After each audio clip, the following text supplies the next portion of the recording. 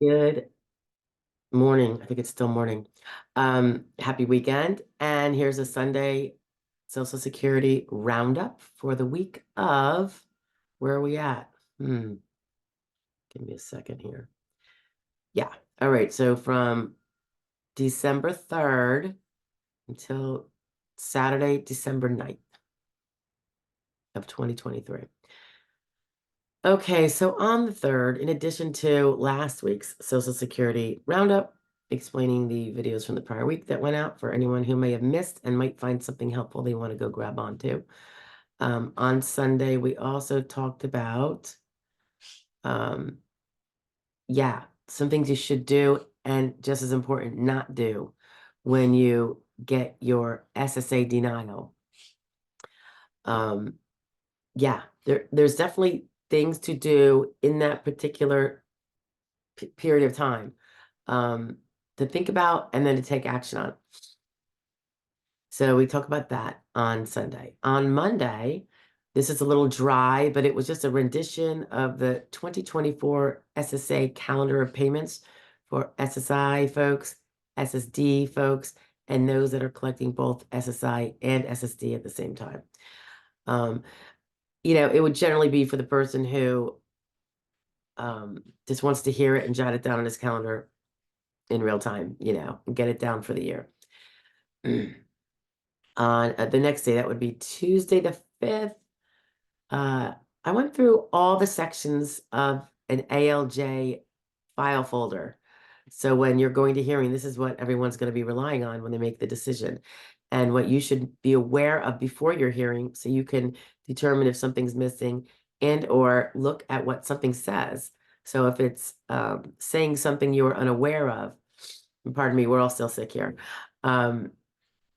you can either address it or bring it up or get it fixed or what have you. But you'll know, I mean, it includes obviously medical records, that section, but other sections as well.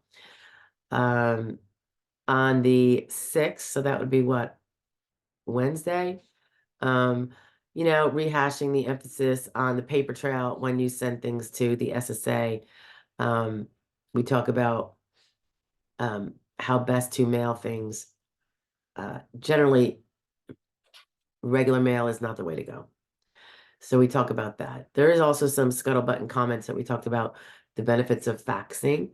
You can't fax everything, but certainly you could fax a lot. And that does give you a form of confirmation of received. But again, you can't fax everything. Some things they need a wet signature. So what day was that? Wednesday? Okay, so Thursday, the 7th. A reminder that we're at year end.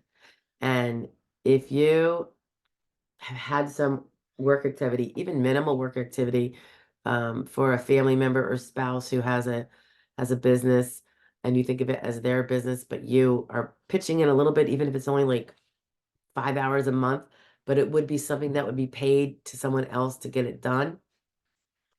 You might want to think long and hard about making sure you take financial credit for that. And you could file a tax return and perhaps pay those taxes on that amount because if you do it properly and you did it sufficiently, you will be helping yourself get those Social Security credits that you're not otherwise going to get, and you're either going to become uninsured for Social Security disability if you are otherwise um, not insured anyway because you haven't worked in a long time or ever, or you will, and it can prevent you from becoming uninsured, or it can create the opportunity for you becoming insured by just recognizing your contributions and making sure that when you and your family do those, do the taxes for that, that you are 1099.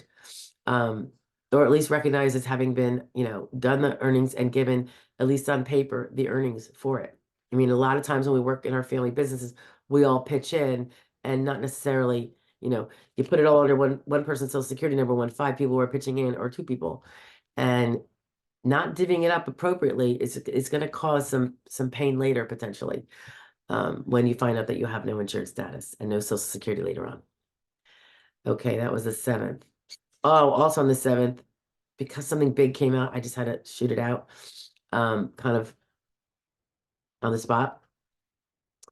Uh, there's a bill in the in Congress that came out this week.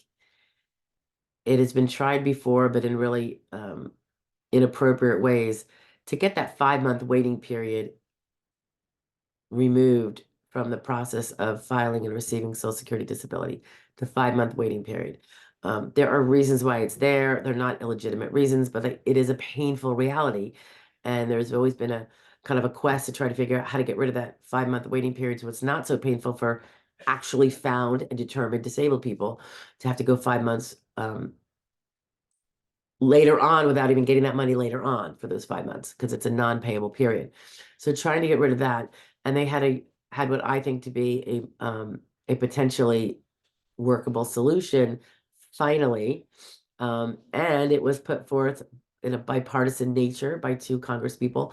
So I urge you to perhaps take a listen, and when more comes down the pike, such as all the text that's involved, because I was just going off a summary created by another entity that is more in the know because it was not yet put in text up on congress.gov. We'll know more, but from what it sounded like, very promising. And if it's as promising as it sounds when I get to read through the bill, I will be writing to my congressperson. So might be something we all want to do. And I'll just leave it at that. The reason why it's good is in the video. Friday, fraud law review, of course. And it was about a person who for 3 decades lived off deceased mom's benefits. What a sweetheart.